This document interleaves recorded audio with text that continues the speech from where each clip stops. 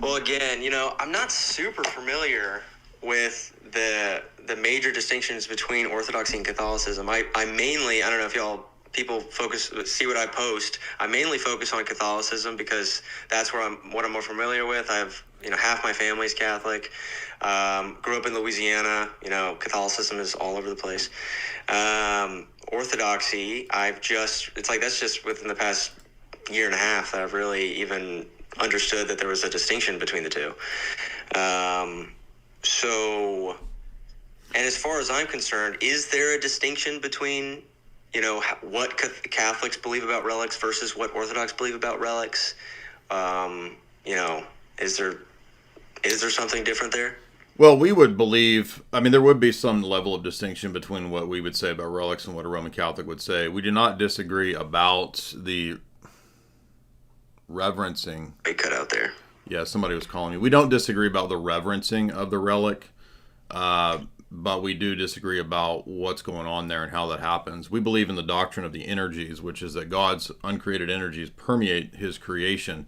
And in particular, in a special way, the uncreated energies and power of God are present in his physical, spatial dimensions and locations that are sanctified. So churches are still holy in the New Testament. Peter talks about the holy mountain where the Lord was transfigured. That lets us know that places can still be sanctified.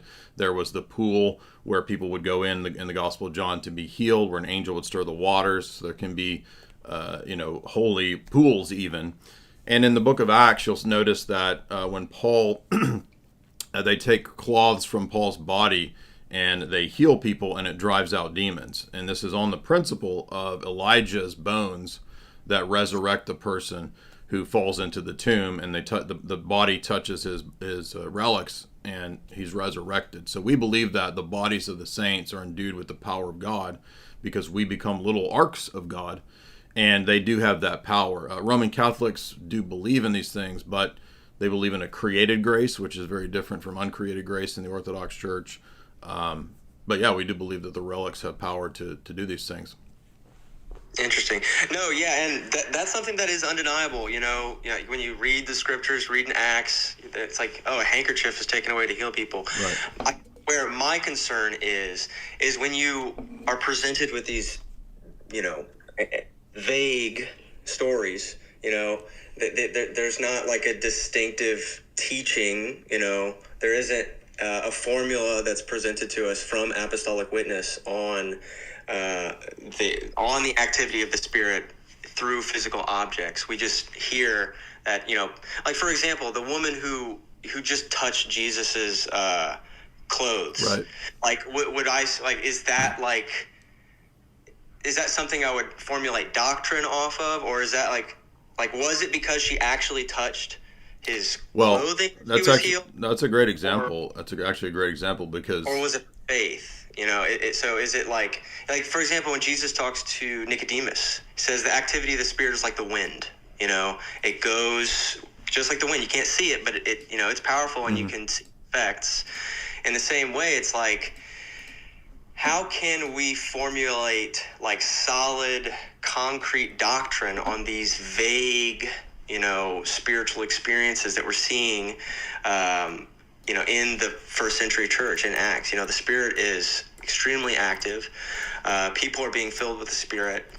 So I guess my concern is like, are we making like false correlations there? Was it the faith of the people bringing the handkerchief that was where the power was, or was it the actual handkerchief because it was, touched by Peter or Paul or whoever? Yeah. Let me address that. So yeah. It's not, in our view, it wouldn't be an either or. There's a relationship of synergy that goes on there because, for example, in the Gospels, there's the place where it says, and Christ could not work many miracles there because of their lack of faith. It's not that Christ didn't have the power. It's that God has determined and decided to have a reciprocal relationship with human beings and creatures such that he won't if they don't have faith. So the power would not have gone out of him had the woman not had faith. You're right about that. But we can know some of the doctrines because if I recall, and I'm going from memory, but I think the word there is dunamis, which is the Greek word that Paul uses when he talks about the energy and power, dunamis, energeia, that's at work in him. And he says it is the power of God at work in him to do according to God's purpose. So what is that power of God? I mean, is it an actual essence of God? Is it the divine persons? Or is it a divine energy? Well, thankfully we know, because in Corinthians, Paul says in the chapter 13, where he's talking about the spiritual gifts, he says that the 12 and 13, he says that the Spirit apportions the gifts as he wills according to his energeia. So these are energetic gifts. So this is a New Testament doctrine of the uncreated energies. And no church teaches this except the Orthodox Church. There are no churches that teach the uncreated energy doctrine. So relics themselves point to this principle of divine dunamis and energeia. And it's not just scant examples. We have, for example, in Hebrews 13, Paul says that the New Testament church has an altar from which we eat, that those who serve in the tabernacle have no right to eat from. So Paul calls the New Testament altar a altar that we eat from. And in the earliest records of the Christian church after the death of the apostles, you can read something like the martyrdom of Polycarp, where they are collecting his relics, where they are reverencing the cross, even from that early of a date. If you go to Rome, you can go into the catacombs and you can see images of Christian iconography. You can see altars underneath the city of Rome in the catacombs. So the early church had all of these things on this sacramental principle, which is why, for example, Jesus spits in the dirt and he makes clay to heal a guy's eyes. I mean, Jesus could have just thought and willed the guy's eyes to be healed, but he chose to use stuff, physical matter. That's why Paul says the cross is the instrument of our salvation. That's why in the Orthodox Church we honor and revere the cross. Okay. Now, again, where my concern lies is how do you set up an objective formula for putting this into practice? Because like we've already established, there isn't necessarily an exact consistency with divine objects, right? Like Jesus heals without dirt, Jesus heals with dirt, Jesus heals the nobleman's son without even being there, but Sure. Then he goes physically to Lazarus. So there's obviously not a lot of consistency there, but I would argue that this is Jesus is using context, or there's context is key in these scenarios, and it's not so much the actual physical objects. It's I'm lost for words. Well, here. let's think about in John 3, right? Jesus says that the bronze serpent was put up on a pole in the book of Numbers to heal the Israelites when they were being bitten by the snakes. And he likens the cross to that very thing. So there's a continuity here of objects having the ability to be endued with sacramental grace, energetic, dunamis power. And that's not a principle that goes away in the New Testament. And I've already listed several examples, but there's many more. There's oil is used in the New Testament. Bread and wine are used in the New Testament. These are physical means of grace that are premised on the incarnation itself. Jesus took on a human body, which is the image of God, even in a created sense. So God doesn't have a problem with created things, but Protestants tend to. Hey, can I add real quick? This was brought up. Father Russell made this point. I never thought about this.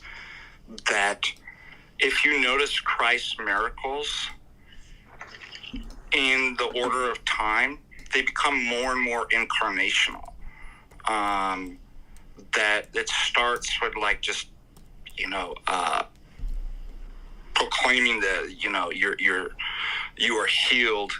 And then each miracle that happens gets more and more incarnational. It's the touching, it's going, it's putting there's a chronological order of then spitting into the mud and putting into the deaf man's ear, which itself is a pedagogical lesson. So he's taking people, from the power of God's commands to then teach them that it's by touching and becoming one physically with my body that actually heals. And of course, it's a both and. It's not simply your faith that saves you. For example, or vice versa, simply the power of Christ that saves you. It's, for example, in the confession, if you don't have faith and you're receiving the divine energy of Christ's forgiveness, he's not going to force it on you. That your lack of faith can prevent you from receiving the healing graces of Christ. So I would say it's a both and. It's not simply, well, the person just had faith or Christ just said something. It's incarnational, it's tangible, it's sacramental, and it requires one's faith to receive that. Mm-hmm.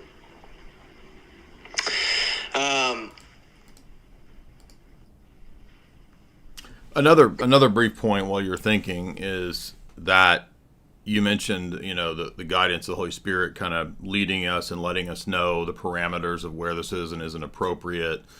Jesus says that he promised the Holy Spirit to the church, right? So he says that in John. When he sends the Spirit in Acts 2 at Pentecost, there's the assumption, I believe, that the Spirit really will lead and guide the church into all truth. I will not leave you as orphans. I will not forsake you. I will be with you until the end of the age. That promise didn't go away, right, with the first and second century church fathers like Clement, Polycarp, Ignatius, etc. They expressed the same faith as what was handed down from those apostles. And in those writings, we already see the acceptance of relics and the veneration of the bodies of holy men. Wait, which writings? What are you talking about? Martyrdom of Polycarp. Oh, okay.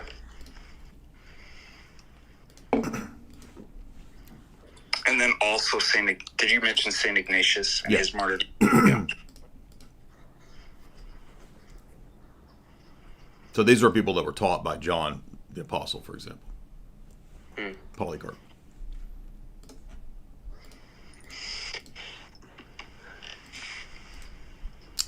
You there? Anything else you want to discuss? I'm thinking, dude. Okay, that's fine. Here's another classic. If you look at Joshua 7 in the Masoretic text, it points out that when Joshua, in verse 6, it says, Joshua tore his clothes and he fell to the earth on his face before the ark of the Lord until evening, he and all the elders of Israel, and they put dust on their heads. And most Protestants who are sort of iconoclastic would have tremendous problem with Orthodox, prostrating before the cross or bowing and venerating icons and this kind of stuff. And yet it's a very principle from the Old Testament itself as Joshua prostrates before the ark. Well, I've heard that argument plenty of times, and the context of that is not venerating the ark. It is he's lamenting. Well, then why is he falling down towards the ark? Because the ark was where the presence of God was made manifest. Oh, but isn't it a physical object with images on it? Exactly, and who? So they were bowing down to images. And in the new covenant, what is the image of the living God? It's the person of the Logos, Jesus. Jesus Christ. And so, would you bow before his physical body? I would bow before Jesus in the flesh. Yes. Okay. Which not a picture of him. Oh, but wait a minute. Is his body created? His body was formed in the womb, in Mary's womb. So you're bowing before a created thing. So are we saying that Jesus is a created being? The body of Jesus is created. His body is, absolutely. Okay, well, so I'm bowing before Jesus. So, okay, wait, are we separating Jesus' flesh from his deity? Is that what we're doing? Is that what we're doing this? Not at all. In fact, if you read the Council of Ephesus, this is the very argument that Cyril uses against Nestorius to prove the deity of Christ and the real presence in the Eucharist, that there's only one divine subject, because he says in the canons of Ephesus, if Jesus was a mere man, you would be eating the flesh of a mere man, and that would be cannibalism. But he argues that you're eating the flesh of the God-man, and that's what deifies you. So it's the Protestants that would reject Ephesus on this point. Yeah, no, I do reject real physical presence. I do believe in real presence. The Spirit is real, and that's a whole other topic in and of itself. But which I don't know if you guys are. Did Jesus deify the human body that he took on? Yeah, his resurrection body was his glorified body. Right. So God can make matter deiform and transfigured. Yeah, I mean, at the transfiguration, he was appearing in his glorified state. You know, after the resurrection, he was in his resurrected body. So he only does that to Jesus' actual body, or does he do it to our bodies too? Yeah, I believe our resurrection body is going to be, renewed in a, something that is distinct from what it is now. Absolutely.